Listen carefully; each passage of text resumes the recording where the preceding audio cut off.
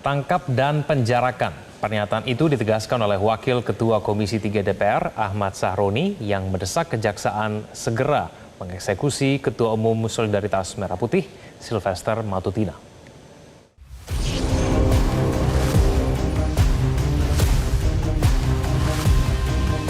Sejak vonis dibacakan tahun 2019 silam hingga hari ini, terpidana Sylvester Matutina tidak pernah meringkuk di balik jeruji besi.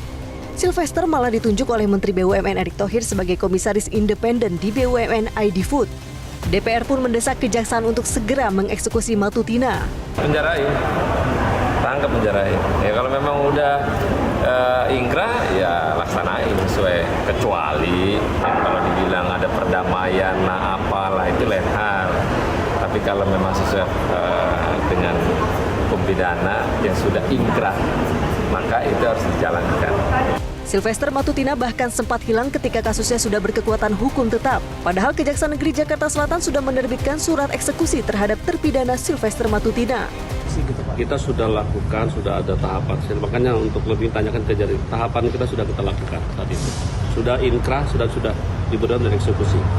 Pada saat itu kemudian tidak bisa dilakukan karena sempat hilang. Dan kemudian kan waktu itu keburu COVID. Jangankan memasukkan orang yang di dalamnya dikeluarkan. Sejatinya eksekusi terhadap Ketua Umum Solidaritas Merah Putih ini tidak mengenal daluarsa. Dan klaim permohonan Matutina pada Yusuf Kala menyangkut fitnah dinilai tidak bisa menghentikan pelaksanaan putusan yang mengharuskan Sylvester dijebloskan ke penjara selama 1 tahun 6 bulan. Yang namanya daluarsa itu kehilangan hak menuntut, Mbak Eva. Berarti ini sudah bukan lagi wilayah daluarsa, karena ini sudah wilayah eksekusi. Nah ini tolong kita baca lagi konteks daluarsa itu seperti apa. Jangan kita hanya melihat itu kehilangan hak. Hak apa yang hilang di sana? Bukan kehilangan hak untuk mengeksekusi, tapi kehilangan hak untuk menuntut. Berarti prosesnya belum sampai putusan. Di kasus ini sudah putusan inkrah, tinggal dieksekusi. Masalahnya tadi 5 tahun kemana itu yang kita nggak tahu.